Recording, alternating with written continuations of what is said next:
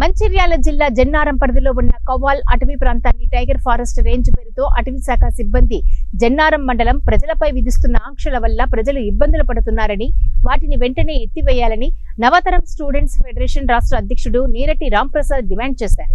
ఈ సందర్భంగా ఆయన మండల ప్రజలతో కలిసి మంచిర్యాల జిల్లా అటవీ శాఖ కార్యాలయం ఎదుట ధర్నా నిర్వహించారు. అనంతరం జిల్లా కలెక్టరేట్ కు వెళ్లి వినతి పత్రాన్ని సమర్పించారు. ఈ సందర్భంగా ఆయన మాట్లాడుతూ, గత కొన్ని సంవత్సరాలుగా జన్నారం మండల ప్రజలు అటవీ శాఖ సిబ్బంది విధించిన ఆంక్షల వల్ల ఎన్నో అవస్థలకు గురవుతున్నారని అన్నారు. స్థానికుల పట్ల సిబ్బంది దురుసుగా ప్రవర్తిస్తున్నారని, చెక్ పోస్టుల వద్ద అక్రమంగా సెస్ రూపేణ వసూళ్లకు పాల్పడుతున్నారని ఆరోపించారు.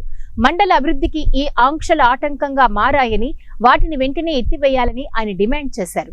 కార్యక్రమంలో ఎన్ఎస్ఎస్ రాష్ట్ర నాయకులు నీరటి రాకేష్, జిల్లా నాయకులు ఆదిత్య, అభిరామ్, సల్మాన్, సంజయ్ తదితరులు పాల్గొన్నారు. అదేవిధంగా ఇటు ఆదిలాబాద్ జిల్లా మరియు నిర్మల్ జిల్లా, జగిత్యాల జిల్లాలతోని సరిహద్దును పంచుకుంటున్నప్పటికీ కూడా జన్నారం మండలం ఈ ఫారెస్ట్ ఆంక్షల వల్ల అభివృద్ధికి నోచుకోవడం లేదు.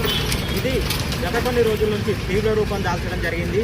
వెంటనే ఇలాంటి చర్యలను అటవీ అధికారులు వెనక్కి తీసుకోవాలని చెప్పేసి, ఏదైతే ఫారెస్ట్ నిబంధనల పేరు మీద చెక్ పోస్ట్ వద్ద రాత్రి సమయాలలో వెహికల్ ఆపడం మరియు జన్నారం మండలానికి చెందిన వెహికల్స్ని కూడా డ్రైవర్లను హింసించడం, వాళ్ళపై దాడులు చేయడం